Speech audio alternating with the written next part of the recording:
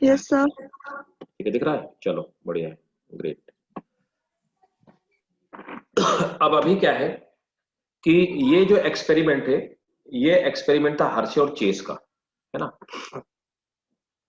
Hershey और chess ने ये फाइनली प्रूव कर दिया कि भाई देखो, सबसे पहले क्या हुआ कि सबसे पहले आता है फ्रेडरिक ग्रिफिथ।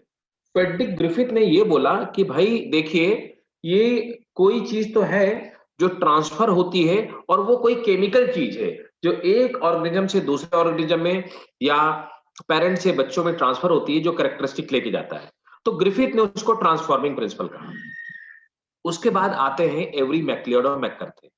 एवरी मैक्लियार्ड और मैककर्थे ने कहा कि भाई देखो, जिसको ग्रिफिथ ट्रांसफॉर्मिंग प्रिंसिपल कह रहा है वो एक्चुअल में डीएनए है, ठीक है, ना तो वो प्रोटीन है ना वो आरएनए है।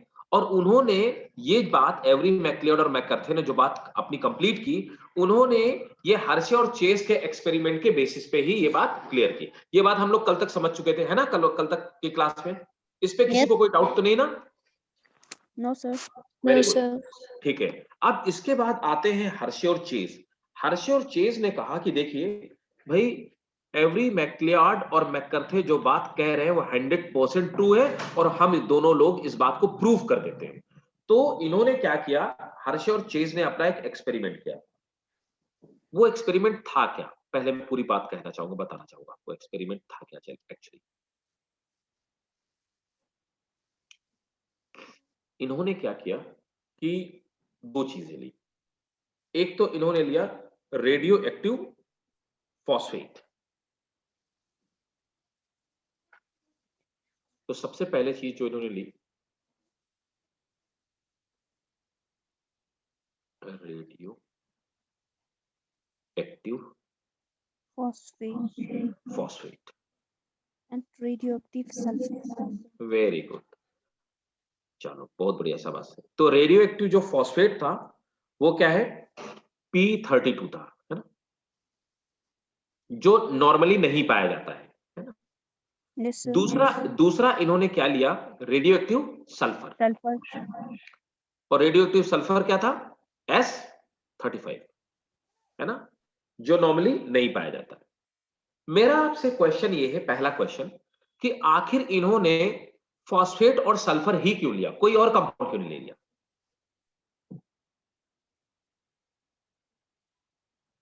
कौन बताएगा, जल्दी बताओ। कोई और भी तो ले सकते थे ना, कॉल एट इज। नरगिस बताओ, शेयरिंग बोलो भाई, कुछ और तो ले सकते थे। ठीक है, ऐसा क्यों नहीं लिया, आइए इस बारे में बात करते हैं। देखिए, हुआ ये कि फॉस्फेट जो होता है, phosphate is found only in DNA, not protein, है ना। फॉस्फेट डीएनए में सिर्फ पाया जाता है, प्रोटीन में नहीं। क्यों? डीएनए की जो बैकबोन बनी होती है, किससे बनी होती है, शुगर और फॉस्फेट से बनी होती है, लेकिन फॉस्फेट प्रोटीन में नहीं पाया जाता। दूसरा क्या है, जो सल्फर है वो protein. Right, sulphur is found only in protein. Bond बनते हैं, क्रॉस ब्रिजेस बनते हैं सल्फर के, डाइसल्फाइड बॉन्ड के फॉर्म में पाया जाता है। So only in protein, not DNA.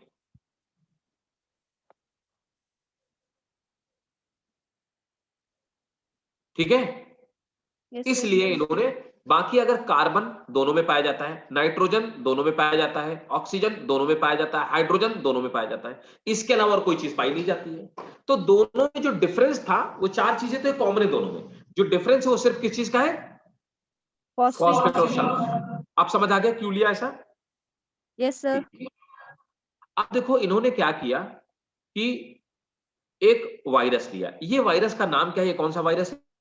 E coli नहीं, वायरस। वेरी गुड, ना अच्छा, इन्हें ई कोलाई नहीं है, कोलाई तो बैक्टीरिया है, ओह यस। वायरस। ये वायरस कौन सा है? इस वायरस का नाम है बैक्टीरियोफेज। ये टू बैक्टीरियोफेज। इसका नाम बैक्टीरियोफेज है। ये सिर्फ बैक्टीरिया को नुकसान पहुंचाता है। क्या करता है, इसके अंदर अपना खुद का डीएनए होता है, ये किसी बैक्टीरिया के पास में जाता है ना, और ई कोलाई बैक्टीरिया हमने ले लिया, ये ई कोलाई बैक्टीरिया को नुकसान पहुंचाता है। ई कोलाई बैक्टीरिया के ऐसे अंदर जाता है, उसके ऊपर इस तरह से बैठ जाता है, बैठने के बाद यहाँ पे छेद कर देता है, जहां पे बैठेगा छेद कर देगा। छेद करने के बाद ये करता क्या है, मैं आपको इसकी प्रोसेसिंग बताता हूं। ये क्या करता है, अपना डीएनए इसके अंदर डाल देता है, और ये खाली वाला जो खोखला इसका हिस्सा है, ये बना है प्रोटीन से। ठीक है, ये बात आपने 11th पढ़ी होगी कि ये वाला हिस्सा इसका बना है प्रोटीन से। वायरस दो ही चीज का ये बना होता है, प्रोटीन, और ये अंदर जो पड़ा है ये डीएनए। तो ये क्या करता है, ऊपर का प्रोटीन का हिस्सा जो बाहर गिर गया, वो कभी भी सेल के अंदर नहीं जाता। इसको हम लोग बोलते हैं घोस्ट। जिस सेल को इसने इन्फेक्ट किया, उस सेल को कहते हैं होस्ट। होस्ट के अंदर ये अपना वायरल डीएनए, ये कौन सा डीएनए है, वायरल डीएनए, अपना वायरल डीएनए इनकॉर्पोरेट कर देता है। वायरल डीएनए इसके अंदर जाता है, जाने के बाद क्या करता है, ये इसका होस्ट का खुद का डीएनए, होस्ट के डीएनए को टेक ओवर कर लेता है, अटैक करके इसके साथ जुड़ जाता है। जुड़ने के अंदर अपनी बहुत सारी कॉपी बनाता है। तो अब वो होस्ट से कहता है कि मेरी प्रोटीन बनाओ, तो होस्ट के अंदर इस तरह से अपनी प्रोटीन बनवाता है। उसके बाद होस्ट से कहता है मेरा डीएनए बनाओ, इस तरह से डीएनए बनाता है। इस तरह से ये होस्ट के अंदर प्रोटीन और डीएनए बना के 200 से 300 वायरस बना देता है, और उसके बाद सेल को फाड़ देता है, और फाड़ने के बाद नए वायरस इस तरह से बाहर आ जाते हैं, जो कि फर्दर फिर से नई सेल्स को इन्फेक्ट करते हैं। Is it clear to everyone? Yes sir. Yes sir. ये तो ये कहानी थी कि आखिर ये इन्फेक्ट कैसे था। अब आइए बात करते हैं कि एक्सपेरिमेंट क्या था। हर्शी चेज ने क्या किया कि सबसे पहले एक बैक्टीरिया को लिया और बैक्टीरिया को इन्फेक्ट करवा दिया। किससे? बैक्टीरियोफेज वायरस से। अब देखो, वायरस के अंदर नॉर्मल प्रोटीन थी और नॉर्मल डीएनए था, ठीक है। अब हमें तो रेडियो एक्टिव प्रोटीन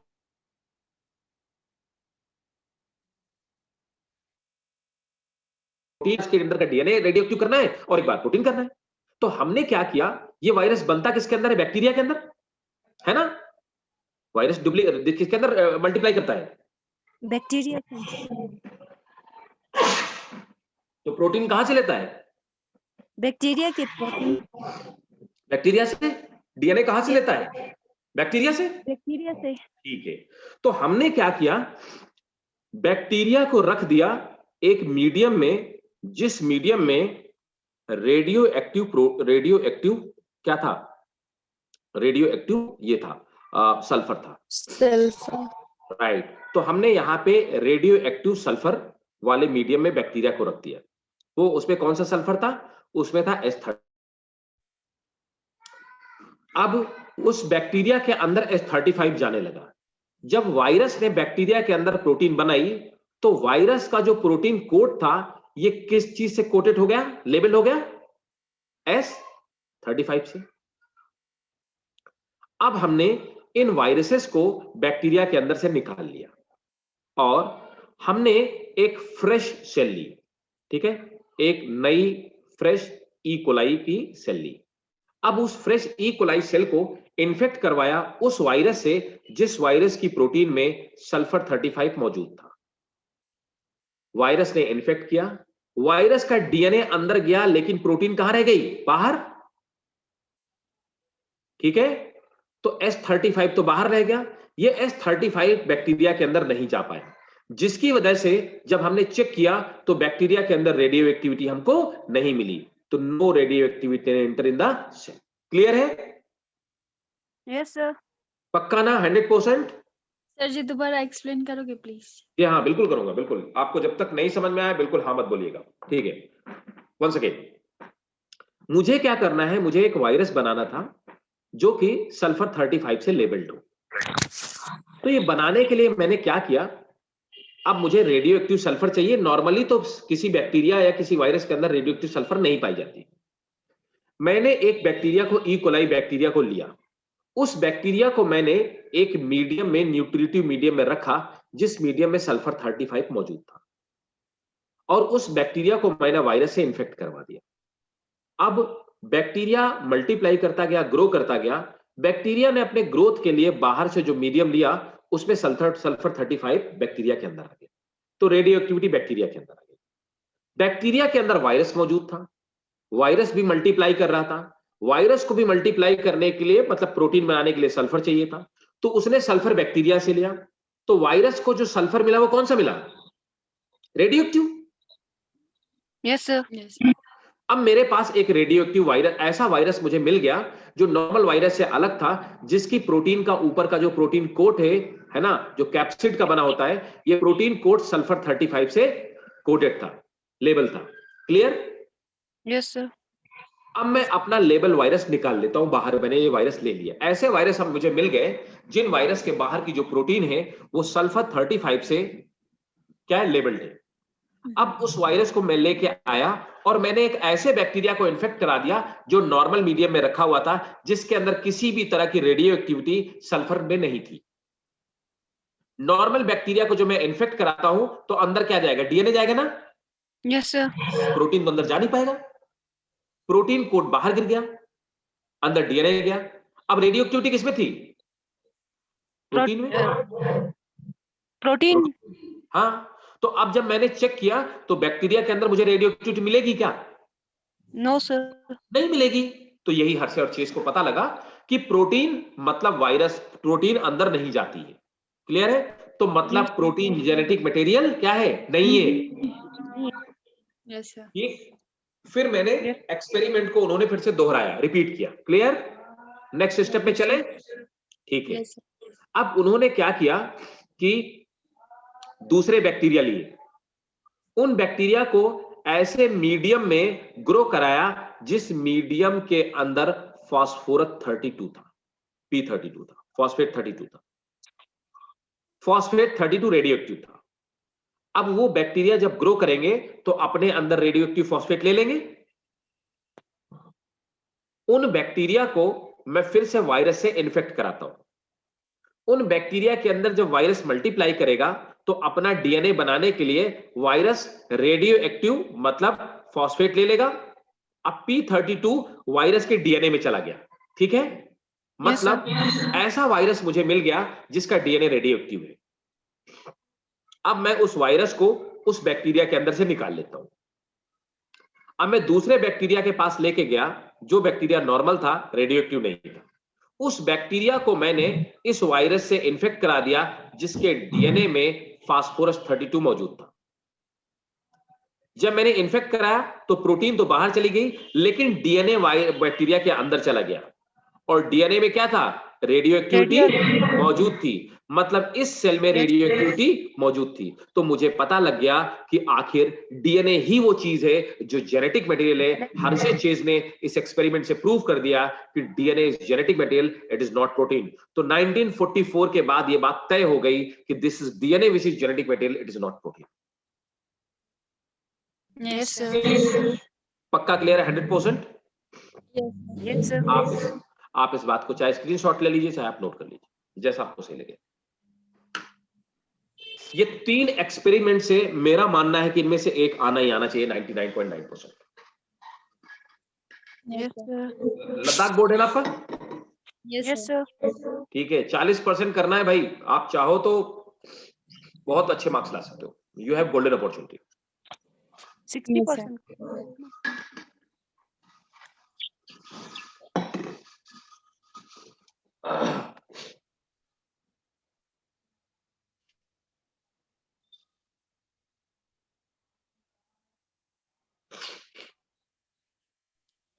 Screenshot ले लिया sir जी. ले लिया बेटा? ठीक है, आगे मूव करें। Yes, sir. अब देखो, रेप्लिकेशन ऑफ डीएनए। तो सबसे पहले डीएनए में सेमी कंजर्वेटिव मॉडल की बात करते हैं, है ना? अब देखो, अब मुझे फिर से डायग्राम निकालना पड़ेगा, है ना? थोड़ा सा आप टाइम दीजिए मुझे। जेनेटिक्स,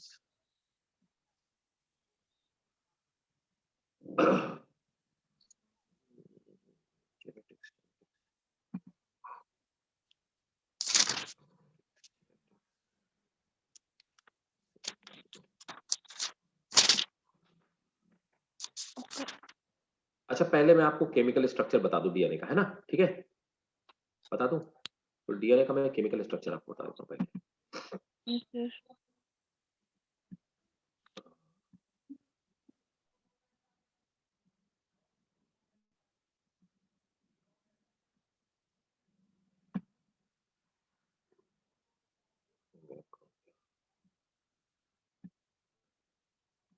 देखा, Yes, sir. थोड़ा बड़ा कर लिया जाए इसको।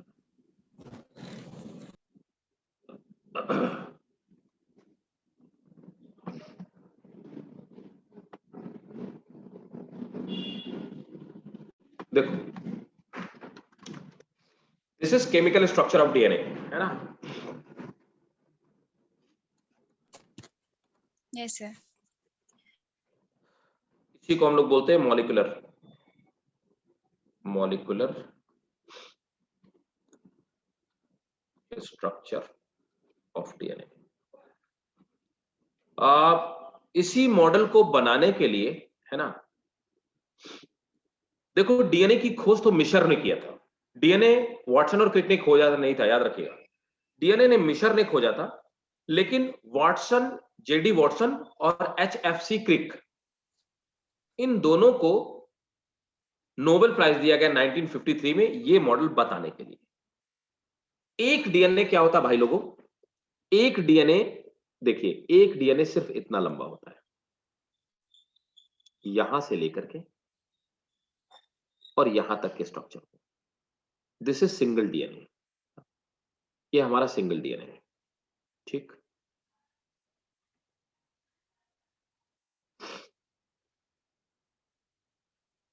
सिंगल डीएनए, इस डीएनए की जो लंबाई है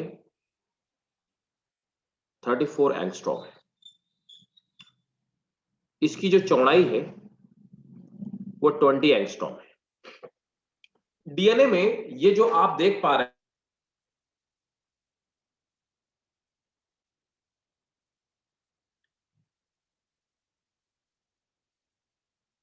जो बेल्ट बने हुए, ठीक है ना, इसको हम लोग बोलते हैं डीएनए का स्ट्रैंड। तो कितने स्ट्रैंड है डीएनए में? 2 स्ट्रैंड है ना, क्यों 2 दिख रहा है ना, Yes, sir. तो इसीलिए हम डीएनए को क्या बोलते हैं, double stranded.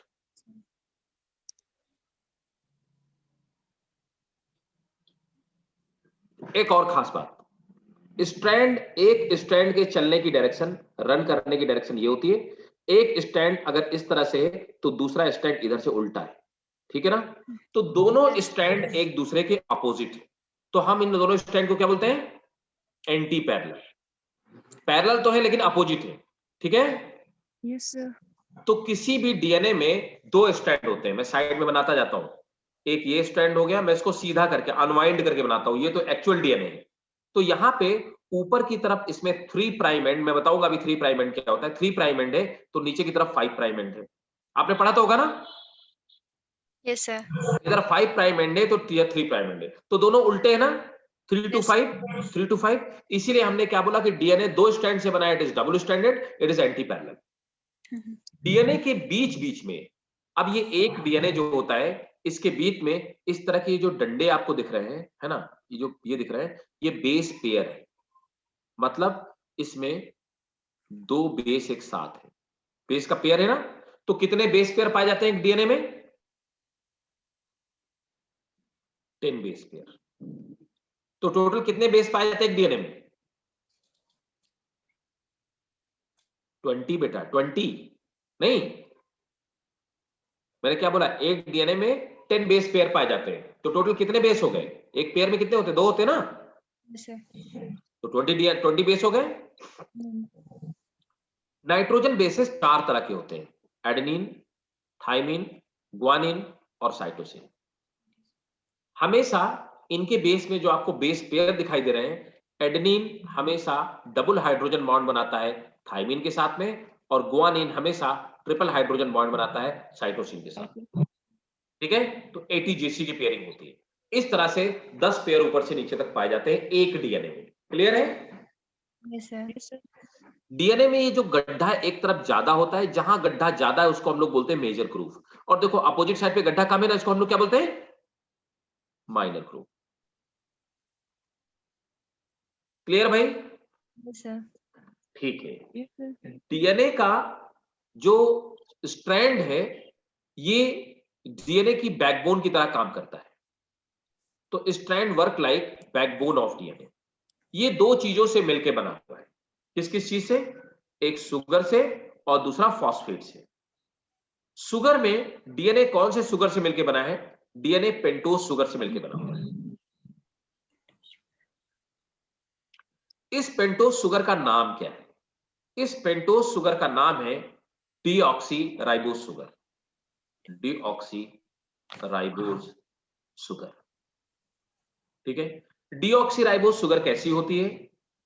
Deoxy ribose sugar इस तरह से 5 कार्बन की बनी हुई एक शुगर है जिसमें CH2OH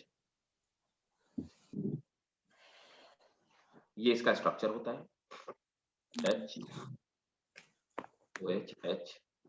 HOH इसमें एक ऑक्सीजन कम होता है, यहां पर इस जगह पे एक ऑक्सीजन कम होता है and this is,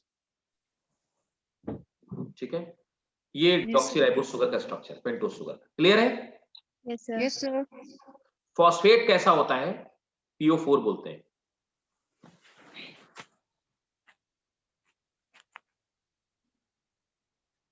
Phosphoric acid. हाँ, H3PO4 बोलते हैं उसको, है ना? Phosphoric acid. Also. हाँ, फॉस्फोरिक एसिड के फॉर्म में होता है। Yes. ठीक है। Yes, sir. बताओ भाई, डीएनए के डाउट?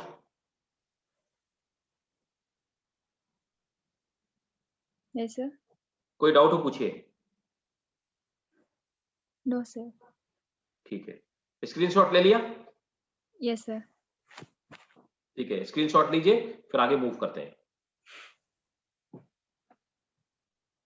ले लिए सर जी। ठीक है बेटा, चलो अब आगे चलते हैं। ये हो गया डीएनए। अब आते हैं डबल हेलिकल स्ट्रक्चर। सॉरी, ये तो हो गया डबल हेलिकल स्ट्रक्चर।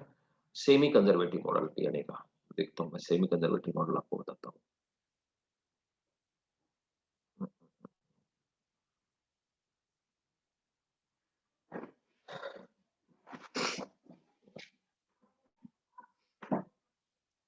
अब देखो, ये शॉर्ट पे हम लोग पढ़ते जा रहे हैं क्योंकि हमारे पास टाइम की डेफिशिएंसी, अदरवाइज हम लोग बहुत डिटेल में इस पे बात करते हैं, है ना? क्योंकि डीएनए का स्ट्रक्चर, हम जेनेटिक्स बहुत आराम से पढ़ने की चीज है, बट आप लोग ऑलरेडी हालांकि पढ़ भी चुके हो, एक बार पढ़ चुके होंगे अपने स्कूल में। Semi conservative model of DNA.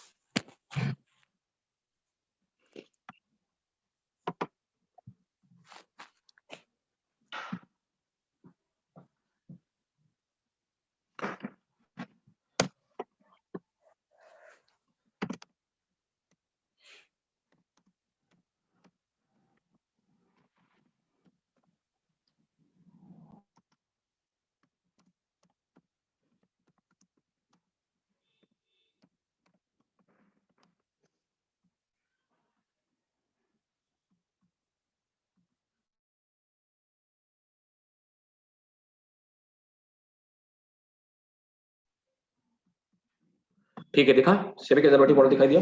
अच्छा बताओ, सेमी कंजर्वेटिव मॉडल है क्या? कौन बताएगा, जल्दी बताओ।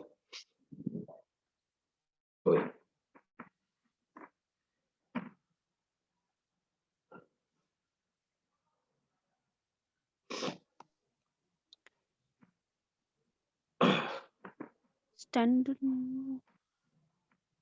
नरगिस बता। अच्छा तो कोल, तुम ही तो बताओ भाई। हमारे जो डीएनए के स्टैंडर्ड न्यू टेम्पलेट आ जाते हैं ना सर, ऑल्ट नहीं। पे हमारा न्यू स्टैंडर्ड आता है अरे बहुत बढ़िया, शाबाश शाबाश, वेरी गुड, ऐसे गुड गुड गुड, बोलते हैं डीएनए के न्यू। राइट, समझ गया मैं। शेयरिंग समझ में आ रहा है कि नहीं आ रहा, पहले ये बताओ, तुम बाकी लोग बताओ, समझ में आ रहा है कि नहीं आ रहा? बोल बोलो भाई, समझ में आ रहा है? अच्छा, सब लोग समझ में आ रहा है? Yes sir. Yes sir. और ये कौन है? Yes sir. जिगमैट, जिगमैट समझ में आ रहा है? Yes sir. अच्छा, यार तुम लोग शॉर्ट में कुछ नाम नहीं रखते हो, घर में भी लोग इसी नाम से बुलाते हैं क्या? क्यों हैं? इसी नाम से बुलाते हो घर में? Yes sir. It's difficult for me actually. मुझे स्पेलिंग देख के थोड़े टाइम लगेगा मुझे नाम याद करने में। चलो कोई नहीं, थोड़ा शॉर्ट में नाम रख लिया करो यार, हैं? नहीं रखते शॉर्ट में, क्यों?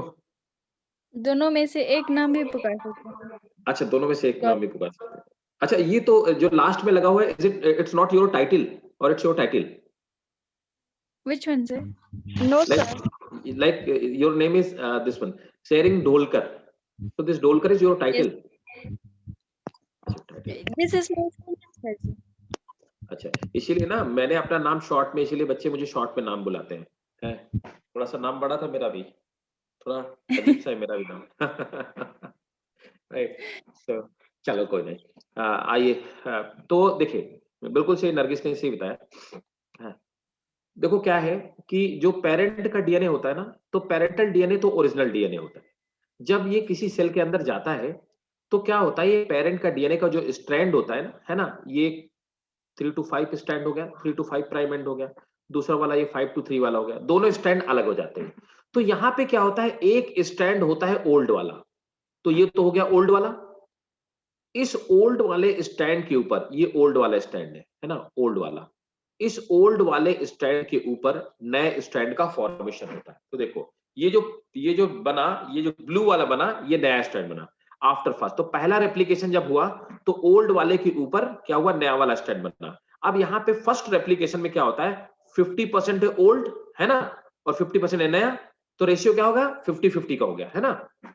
अब और आते हैं, जब Yes, दोबारा sir. से रेप्लिकेशन हुआ तो देखो ब्लू वाले के ऊपर एक और नया स्टैंड बना, है ना, राइट। तो अब देखो ये तो नया वाला स्टैंड है, ब्लू वाला, है ना। ये क्या है, इसमें 50% नया है, 50% पुराना है, इसमें भी 50% नया है, 50% पुराना है। और ये क्या है, तो अब देखो यहां फ्रीक्वेंसी क्या हो जाएगी, 75% न्यू वाला और 25% क्या हो जाएगा, ओल्ड वाला। Alt है one. ना? ऐसे धीरे धीरे आगे के आगे क्या होता है कि धीरे धीरे जो पुराना वाला स्टैंड होता है, वो पेरेंटल स्टैंड, है ना, कम वो ये कहता है, हाँ, तो पेरेंटल स्टैंड जो होता है वो कम होता जाता है, ठीक है, और नए स्टैंड का फॉर्मेशन होता है। ये सेमी कंजर्वेटिव मॉडल है, समझ में आया? Yes. Yes, sir. हमें ये मॉडल्स नहीं पढ़ने, ये गलत मॉडल्स हैं।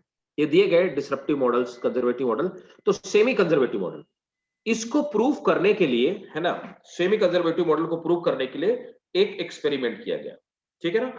और इस एक्सपेरिमेंट में देखा गया, ये एक्सपेरिमेंट किया मिशेल्सन और स्टॉल ने। अगर आपसे क्वेश्चन पूछा जाएगा, देखो क्वेश्चन पूछा है, या तो क्वेश्चन पूछा, इंपॉर्टेंट है बोर्ड में, या तो क्वेश्चन पूछा जाएगा कि सेमी कंजर्वेटिव मॉडल एक्सप्लेन कीजिए, और explain the Meselson and Stahl's model. तो इनका नाम क्या था, ये दिया किसने था, मिशेल्सन एंड स्टॉल। तो मिशेल्सन और स्टॉल का मॉडल यही है। इन्होंने किया क्या, मैंने अभी बताया कि डीएनए में नाइट्रोजन पाया जाता है ना। तो इन्होंने क्या किया, नाइट्रोजन का हैवी आइसोटोप ले लिया, एक डीएनए बनाया, वैसे ही जैसे अभी हमने वायरस बनाया, वैसे डीएनए बनाया जिसमें नाइट्रोजन का हैवी आइसोटोप डाल दिया, नाइट्रो N15। आपको पता है नाइट्रोजन के दो आइसोटोप पाए थे, N15 N14। N14 नॉर्मल है, लेकिन N15 हैवी, ये रेडियो एक्टिव नहीं है, याद रखिएगा, this is not radio active, I repeat it, this is not radio active, this is heavy isotope. तो इन्होंने क्या किया, नाइट्रोजन का हैवी आइसोटोप ले लिया, और इन्होंने अब बैक्टीरिया को नॉर्मल मीडियम में रेप्लिकेट कराया। जब नॉर्मल मीडियम में रेप्लिकेट कराया तो इन्होंने देखा कि 50% जो है वो क्या है, नाइट्रोजन 14 है, और 50% 15 है। है ना। फिर इन्होंने जब दोबारा से रेप्लिकेट कराया सेकंड नॉर्मल मीडियम में, तो इन्होंने देखा कि 75% नॉर्मल वाला क्या है, N14 है, लेकिन 25% क्या है, N15 है। इस तरह से इन्होंने प्रूव कर दिया कि this is semi conservative model. DNA का रेप्लिकेशन सेमी कंजर्वेटिव, ये कंजर्वेटिव नहीं है, ना ही ये डिसरप्टिव है, एक्चुअली ये सेमी कंजर्वेटिव। Yes sir. ठीक है ना। Yes sir. Yes sir. Conservative model था कि नया पुराना वाला पुराना रहेगा, नया वाला अलग से बनेगा, ठीक है, ये Yes, conservative sir. Model. Disruptive क्या था कि बीच बीच में कहीं कहीं नया होगा, कहीं कहीं पुराना होगा, तो ये दोनों चीजें गलत है। Yes sir. तो डीएनए जो रेप्लिकेशन करता है वो सेमी कंजर्वेटिव में replication. Done. Yes sir. Yes, sir. Screenshot ले लिया, यस सर। ठीक है। चलो अब हम सेमी कंजर्वेटिव मॉडल पढ़ चुके हैं, अब हमें पढ़ना है रेप्लिकेशन ऑफ डीएनए। ठीक है भाई, कोई डाउट हो पूछिए। सर ये नया वाला जो डीएनए होता है या आरएनए होता है सर? ना बेटा जब ये तो रेप्लिकेशन में देखो चलो let me clear one thing, ठीक है, देखिए थोड़ा सा सर। हाँ बिल्कुल बिल्कुल, let me clear it. Simple सी बात है, ये टेम्पलेट जो। हाँ देखो बेटा, ये एक डीएनए है, यस सर। डीएनए ओपन हुआ है ना, ये डीएनए ओपन हुआ, इस तरह से ओपन हुआ, और ओपन होते इसमें नया डीएनए बनने लगा, ठीक है। फाइनली यहां से बिल्कुल अलग हो गया और दो डीएनए बन गए, एक डीएनए से दो डीएनए, तो हम इसको रेप्लिकेशन कहते हैं। रेप्लिकेशन का मतलब ही होता है डीएनए के स्टैंड में डीएनए बनना, समझ आया। Yes sir. तो रेप्लिकेशन वर्ड का मतलब ही होता है डीएनए से डीएनए बनना, तो आरएनए नहीं बनेगा। अब Oh, yes. इसी डीएनए में, समझना मेरी बात को, ये डीएनए कहीं पे थोड़ा सा ओपन हुआ, और ध्यान समझना, पूरा नहीं ओपन होता इसमें, थोड़ा सा Yes, ओपन, ठीक है। थोड़ा सा ओपन होने के बाद जहां पे ओपन हुआ वहां पे डीएनए के एक स्ट्रैंड में आरएनए बन गया, yes sir. और ये आरएनए बाहर निकल आया, है ना। डीएनए Yes, के स्ट्रैंड में आरएनए की बनने की प्रोसेस को हम लोग बोलते हैं ट्रांसक्रिप्शन। transcription. ये आरएनए, जिसको कि प्रिसाइजली मैं एमआरएनए कहूंगा, ये आरएनए गया राइबोसोम के पास, बोला भैया मैं एक मैसेज लेके आया हूं। राइबोसोम बोला क्या मैसेज है, राइबोसोम फैक्ट्री है, बोला कि एक ऑर्डर लेके आया हूं, आपको एक प्रोटीन बनानी है। राइबोसोम बोला ठीक है ऑर्डर दो। आरएनए ने डीएनए का मैसेज प्लेस किया,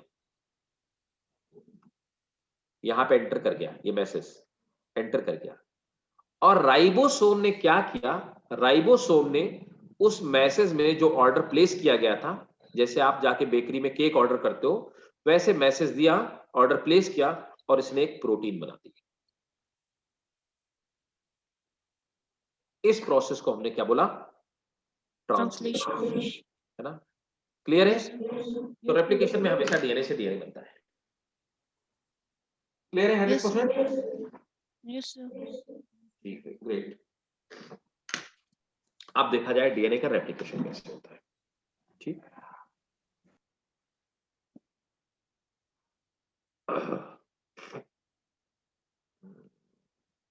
रेप्लिकेशन ऑफ डीएनए,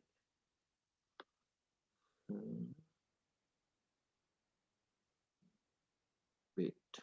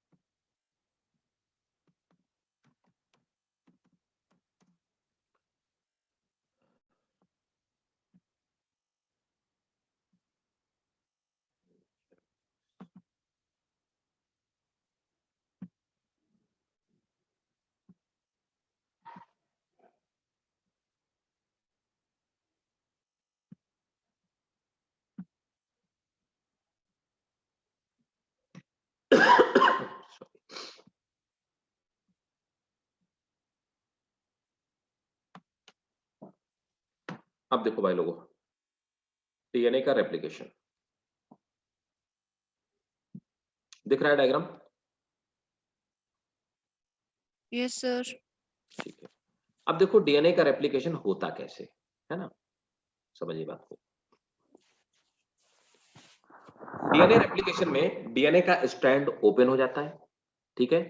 डीएनए का स्ट्रैंड ओपन करने के लिए, है ना, अब क्या है, ये डीएनए है, डीएनए का स्ट्रैंड ओपन करने के लिए जो कैंची की तरह काम करता है उसको हम लोग क्या कहते हैं, कौन सा एंजाइम हो? DNA protein. Helicase. Helicase. This is helicase. Helicase enzyme क्या करता है, इट ओपन डीएनए हेलिक्स, समझ गए ना? हेलिक्स माने होता है कड़ी, तो डीएनए को ओपन करने का काम, दोनों स्ट्रैंड को ओपन काम करने का हेलिकेज करता है, ठीक है। हेलिकेज के साथ में, अब आप मेरी बात को बहुत ध्यान से समझिएगा, हेलिकेज के साथ में अब आपके पास एक वायर है, वायर की दोनों, वायर देखा है ना, जो वायर आप लोग तार यूज करते हो ना, ऐसे वायर, ऐसे तो होता है ना, है ना?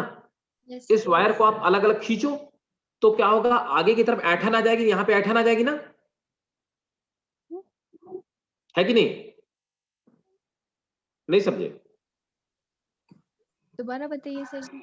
मैंने बोला कि आपके पास एक वायर है जिससे अपन करंट दौड़ाते हैं, वायर होती है ना, ऐसे ऐसे गोल गोल से होती है, एक रेड और ब्लैक वाला वायर होता है, होता नहीं होता? देखा है क्या? देखा होगा ना, इस तरह का वायर होता है जिससे आप बल्ब बल्ब लगाते हो, जलाते हो, देखा है ना, ऐसा वायर एक्सटेंशन वाला जो वायर होता यस सर। Yes sir. है। अगर आप इस दोनों वायर को ऐसे खोल के अलग अलग करना, वो डीएनए है समझो, अगर इसको अलग करना शुरू करो तो आगे ऐठन आ जाएगी कि नहीं आ जाएगी, स्ट्रेन? Yes sir. यस फिर इतना ज्यादा स्ट्रेन हो जाएगी कि आप उसको ओपन नहीं कर पाओगे। हाँ जी। वैसे जब डीएनए ओपन होता है तो डीएनए के यहाँ पे जो ओपनिंग पॉइंट होता है, माउथ होता है, यहाँ पे स्ट्रेन पैदा हो जाता है। अब उस स्ट्रेन को रिमूव करने के लिए क्या होता है, एक एंजाइम है टोपोआइसोमरेज। टोपोआइसोमरेज क्या करता है, ये यहाँ पे कट करता है और दोबारा से इसको जोड़ देता है और इसको स्ट्रेन को रिमूव कर देता है। तो ये क्या करता है, it remove strain eight opening fork या ओपनिंग माउथ, है ना।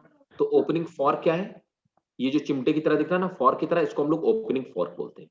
तो यहाँ पे डीएनए के स्ट्रेन को क्या करता है, ये यहाँ पर डीएनए के स्ट्रेन को रिमूव करने का काम करता है, ठीक है। अच्छा, ये जो सिंगल सिंगल स्ट्रैंड है ना, ये स्ट्रैंड दोबारा से अटैच हो सकते हैं, जुड़ सकते हैं, दोबारा चिपक सकते हैं ना, जब तक इसके ऊपर डीएनए नया नहीं बनेगा, चिपक सकते कि नहीं? Yes sir.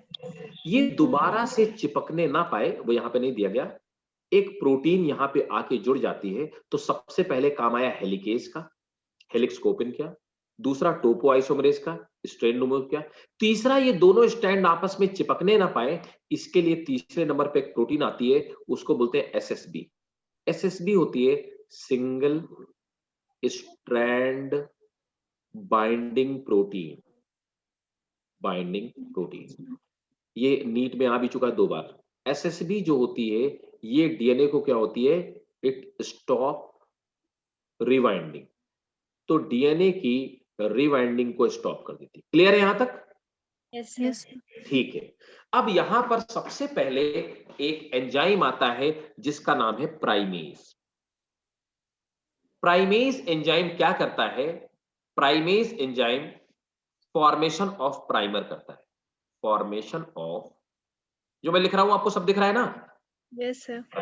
Yes sir. Primer क्या होता है भाई?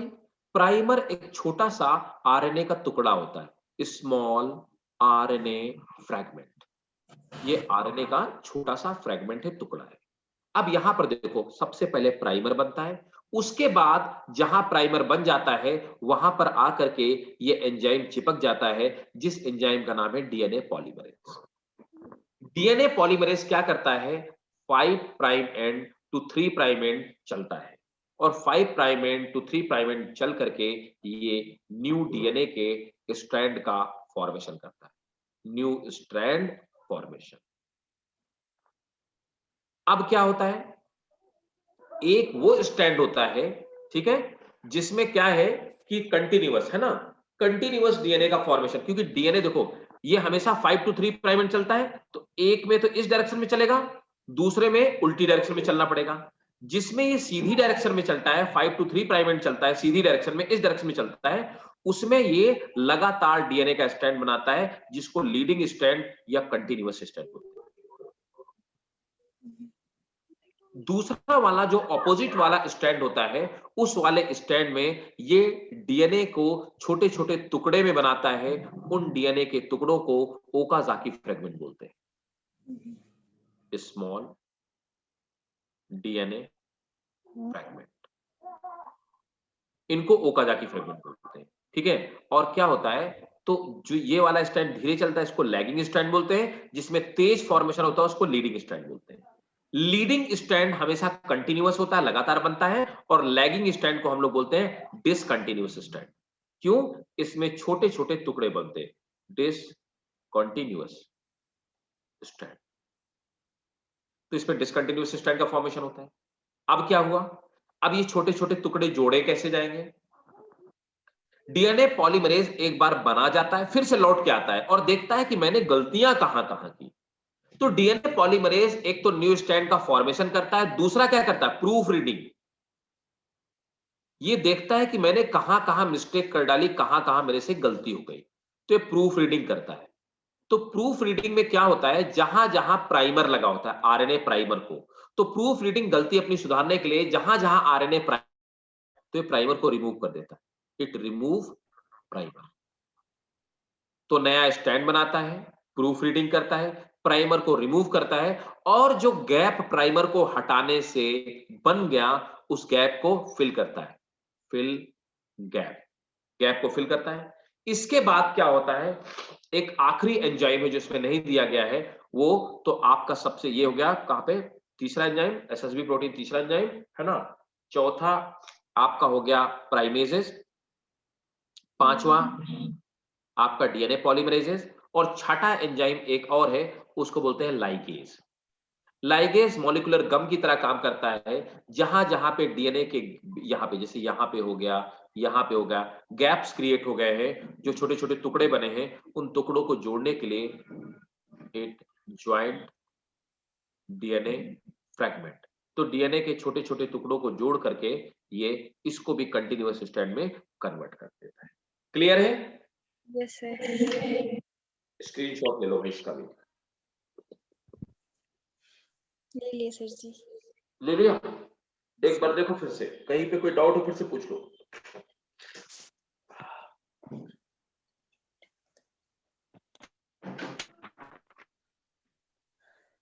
सर जी ये ओकाजाकी फ्रेगमेंट्स जो है ना, जी बेटा। वो लाइगेज के जरिए वो ज्वाइन करते हैं ना सर जी? हाँ, क्योंकि चक्कर क्या होता है ना, इस वाले में डीएनए जो पॉलीमरेज है वो आपका उल्टा चल रहा है ना। Yes sir.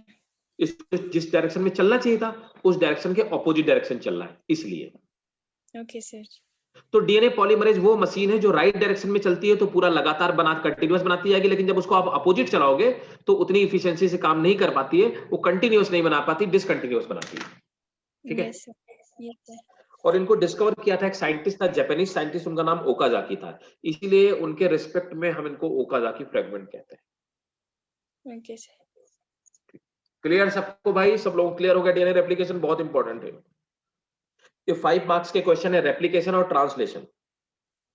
Yes sir. Molecular genetics से चांसेस बहुत होते हैं। देखो, लॉन्ग आंसर आने के चांस कहां से होंगे मैं आपको बता देता हूँ। 5 मार्क्स वाला क्वेश्चन जो भी आपके बोर्ड में सबसे बड़े क्वेश्चन आते होंगे सबसे ज्यादा वेटेज के, या तो वो होगा मॉलिक्यूलर जेनेटिक्स से, या वो होगा बायोटेक से, है ना, या मॉलिक्यूलर जेनेटिक्स से होगा, या वो बायोटेक से होगा, और या फिर वो क्वेश्चन इकोलॉजी से होगा। चौथा कहीं जगह से क्वेश्चन नहीं मिलता है, चांसेस यहीं से होते हैं।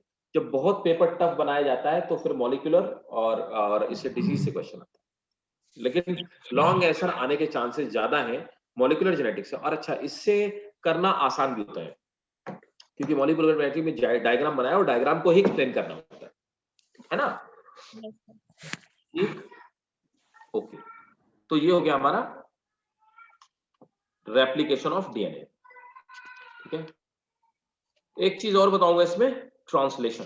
ठीक है, ट्रांसलेशन कैसे की ट्रांसलेशन कैसे होता है, मतलब न्यू डीएनए के फ्रेगमेंट का, सॉरी इस पे प्रोटीन का फॉर्मेशन, तो ट्रांसलेशन हम लोग पढ़ेंगे। और हाँ, ओपेरॉन कॉन्सेप्ट, दो चीजें, हालांकि नेक्स्ट क्लास में बता पाऊंगा क्योंकि आज तो नहीं हो पाएगा, तो ये बड़ा कॉन्सेप्ट है, जितना टाइम रेप्लिकेशन लगा इतना ही ट्रांसलेशन में लगेगा। तो ट्रांसलेशन, ओपेरॉन, है ना, ये दो चीजें बता के फिर मैं बायोटेक में हम लोग एंटर कर जाएंगे, ठीक है। यस और बताइए, कोई डाउट हो जेनेटिक्स में पूछिए अभी। सर, ये पॉलीमेरेज है डीएनए क्या सर? आरएनए बाद में ही भी रहेगी सर क्या यहाँ पर? मैं समझा नहीं, कैसे बेटा? जो पॉलीमरेज है, प्राइमर है ना सर, जी, वो बाद में क्या रेप्लिकेशन होने के बाद वो देखो मैंने बताया ना, देखो आरएनए है ना सर, फिर वो आरएनए ये क्या, डीएनए पॉलीमरेज फिर से वापस आएगा, वो लौट के आएगा और प्राइमर को रिमूव करेगा। ये देखो लिखा ना मैंने, रिमूव प्राइमर। अच्छा सर, उसको सर, और प्राइमर को रिमूव कर दिया, अब वहां गैप क्रिएट हो गया, है ना। यस सर, उस गैप में क्या बना देगा, नया डीएनए बना देगा। यस सर, अब नया डीएनए बन गया, देखो मैं बताता हूं, वेट, गिव मी 1 मिनट। देखो इस वाले स्टैंड में इसने क्या किया कि डीएनए को टुकड़े में बनाया, इसको आपने बोला ओकाजाकी फ्रेगमेंट, है ना। यस सर, और इसके बीच बीच में प्राइमर बना हुआ है। अब ये डीएनए पॉलीमरेज फिर से आएगा और क्या करेगा, प्राइमर को हटा देगा, है ना। हटा दिया कि नहीं, बना हटा दिया। तो जब प्राइमर को हटा दिया, ठीक है ना, तो यहां पे गैप क्रिएट हो गए। अब अभी आपका डीएनए पॉलीमरेज यहां आ चुका है, ये दोबारा फिर से वापस जाएगा। जब वापस जाएगा तो इन गैप्स को फिल कर देगा, है ना। यस सर, क्या बना दिया, जहां प्राइमर था वहां पे फिर से डीएनए बना दिया, लेकिन इनके बीच में गैप रह गए, है ना, ज्वाइंट नहीं है अभी। इस ज्वाइंट को कौन ज्वाइंट फिल करेगा, Ligase. Very good, ligase fill कर देगा और कंटिन्यूअस स्टैंड बन गया। क्लियर है? Yes, sir. सर ठीक अगर है प्राइमेस नहीं होते तो नहीं बनते सर क्या? जी बेटा। प्राइमेस अगर हम वहाँ नहीं होते तो ऐसे नहीं ज्वाइन होते क्या सर? वो नहीं नहीं बेटा, प्राइमेज तो क्या बोलते हैं, प्राइमेज प्राइमेस, तो चाहिए चाहिए, लीडिंग स्ट्रैंड में भी सब।